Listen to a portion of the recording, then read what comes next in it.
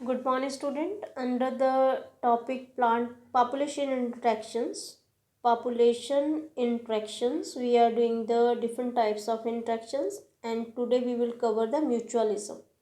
Mutualism में क्या है, दो स्पीशीज है, दोनों में से दोनों ही बेनिफिटेड है। इसको हम सिम्बायोटिक एसोसिएशन भी बोल सकते हैं। इसकी एग्जांपल है लाइकन्स। लाइकन्स में किसकी होती है एसोसिएशन? फंगस एंड एल्गी की। एल्गी है दैट इज फोटोसिंथेसाइजिंग एल्गी है या साइनोबैक्टीरिया, इनमें ग्रीन कलर की पिगमेंट है। ये क्या करेंगे? फूड प्रिपेयर करेंगे। फूड प्रिपेयर करने करके क्या किसको देंगे? फंगस को।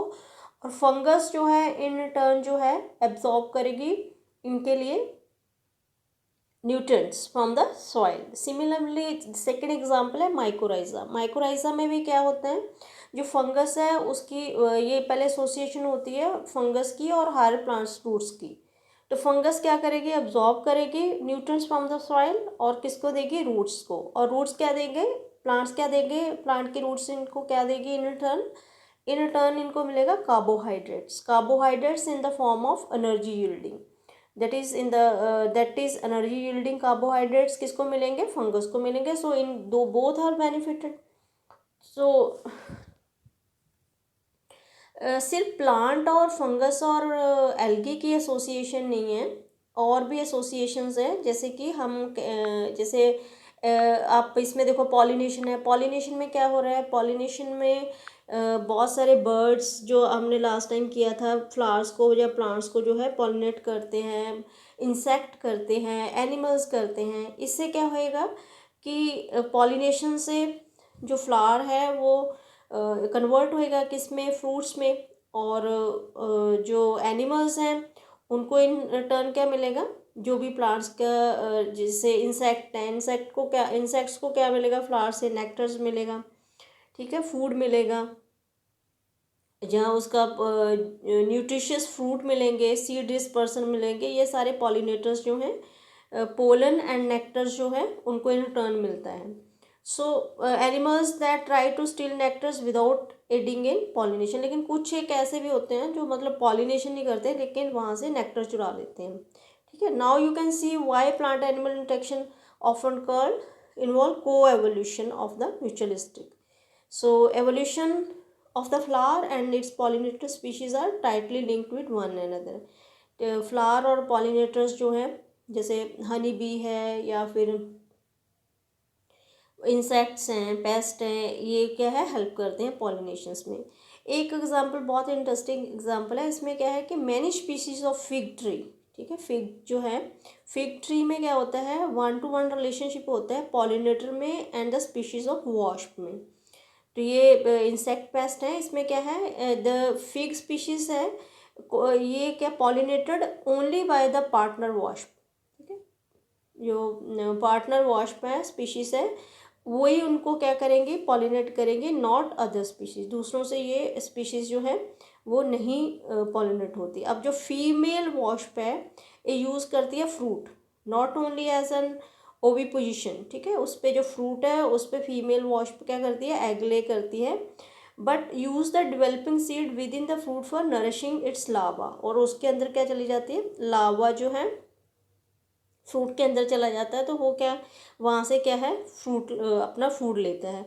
और जो वॉश पॉलिनेटर्स होते हैं उसमें wash pollinate the fig inflorescence. जब जैसे वो लावी अंदर है तो जो इंटरनल उसकी इन्फ्लोरेसेंस होती है फिग की, उसको ये पॉलिनेट करते हैं by searching the suitable egg laying site. So in return for the favor of pollination, the fig offers the wasp some of its developing seeds as food for the developing wasp larvae.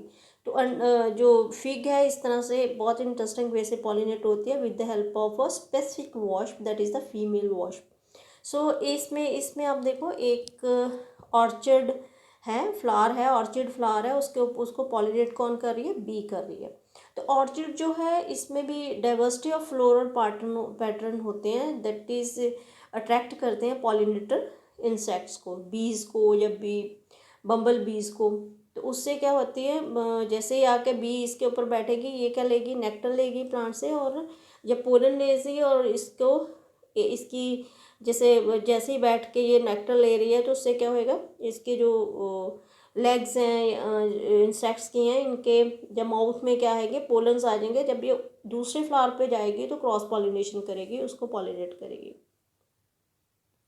So the orchid जो है उसको हम एक इसमें process होते हैं, उसको होते हैं सीडोकॉपुलेट्स। सीडोकॉपुलेट्स होते हैं कि इसमें एक पेटल होती है, उसके ऊपर जो वास्प है, सॉरी ये बी जो है वो पॉलिनेट आके करती हैं, तो उनसे पॉलिनेशन से जो चांसेस है ज़्यादा बढ़ते हैं, और जब आके यहाँ पे बैठते हैं, इस फ्लावर पे बैठती हैं, सीडो कॉपुलेट करती हैं, जो दूसरे फ्लावर पे जाके बैठती है, तो the more there is more chances of the transfer of pollen from one flower to the other flower. So this is the mutualism, किस तरह से symbiotic associations होती हैं। और अब हम करेंगे इकोसिस्टम। हमें जो चैप्टर हमारा 13 अब कंप्लीट हो गया है, 14 chapter is the ecosystem. Ecosystem में हमने क्या करना है, ये एनवायरनमेंट का सब्जेक्ट चैप्टर है। जैसे इकोसिस्टम में इकोसिस्टम है क्या, उसकी स्ट्रक्चर क्या है, फंक्शन क्या है, उसकी प्रोडक्टिविटी क्या है, डीकम्पोजिशन कैसे होती है, एनर्जी कैसे फ्लो करता है, इकोलॉजिकल पिरामिड्स क्या होते हैं, इकोलॉजिकल सक्सेशंस क्या होती है, न्यूट्रिएंट साइकिलिंग क्या होती है, इकोसिस्टम सर्विसेज क्या होती हैं। It's very simple and interesting chapter, that is the ecosystem, that we will start tomorrow.